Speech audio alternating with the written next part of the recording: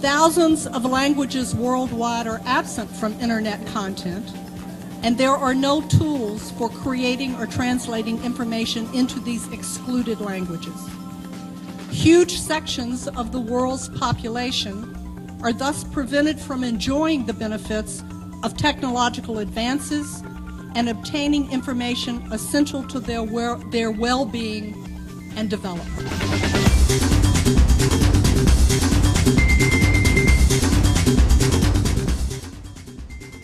For us, it's intuitive to type in www.bbc.co.uk. But for anyone who doesn't speak English or doesn't use the Roman character set, that would be completely unintuitive. So if you think about it, the internet currently operates in a way that is really unintuitive for the vast majority of people in the world. This paper is BBC Urdu, but then this paper is based in Pakistan, and unfortunately they don't have since they don't have any HTML editor, web editor available, so they are using these as a JPEG images. They have placed these JPEG images, and I cannot copy it. If I want to copy this text from here, I cannot do it. The URL is in English. It's express.com.pk.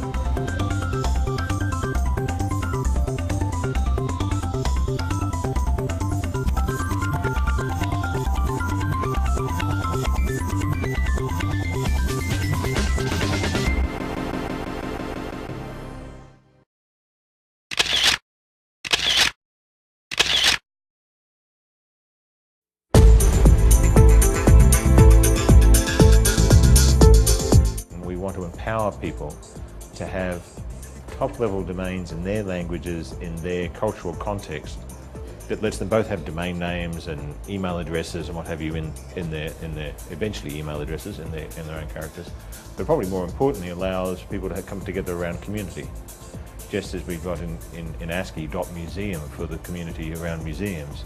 Then we may well have something in Hindi or in Tamil or in Bahasa Indonesian, or that is actually in their own a set of characters that actually helps them express their own community.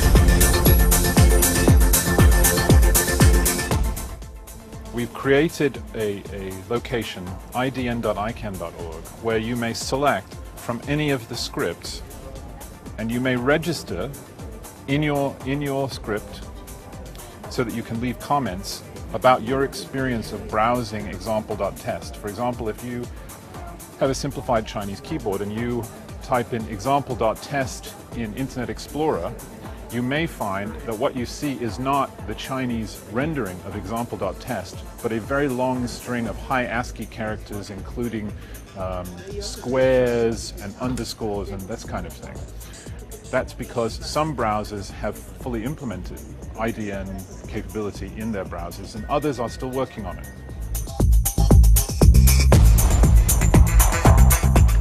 It is just much more complicated than using simple ASCII, because you are talking about the question is not the domain names. That's bad enough. The question is that there are applications and software written over the last 35 years on top of this that create the thing that people call the internet, and that's all written mostly in ASCII or in Roman characters. If I can just give you a small illustrations. My understanding is the Tamil community, which is distributed clearly in South India, but then in places like Malaysia, Canada, Fiji, other bits. My understanding is they have not fully finished writing down the language, at least not according to some of them. Now, people in Tamil Nadu may not think that's true, but people in Fiji, I understand, do think that's true.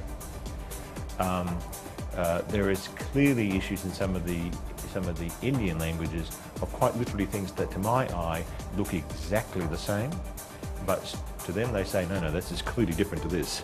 And yet, if you were to draw them, they're absolutely the same. Right? And then now think about this as a poor computer. The poor computer is going to go, I can only go one place.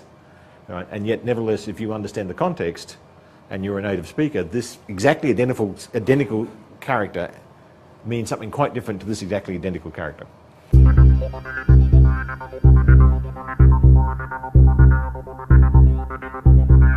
It is irresponsible to introduce these large character sets without doing so in a way to minimize or reduce the potential for confusion. As much as we would like to think that the internet is made up of friendly people, we've learned that the general population of the world contains people who are not necessarily friendly, and they will do things to confuse others deliberately. So part of the work in standardizing the characters that are permitted in domain names is intended to reduce the likelihood of confusion by users who will be could be misled to the wrong sites on the network.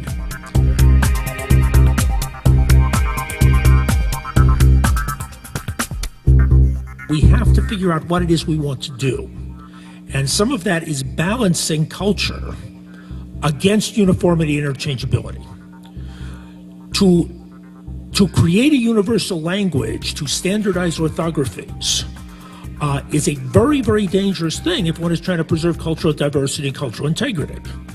It may improve communications, but because semantics may be attached to these things and differences in subtle meaning, we may lose information and lose culture as we do those things.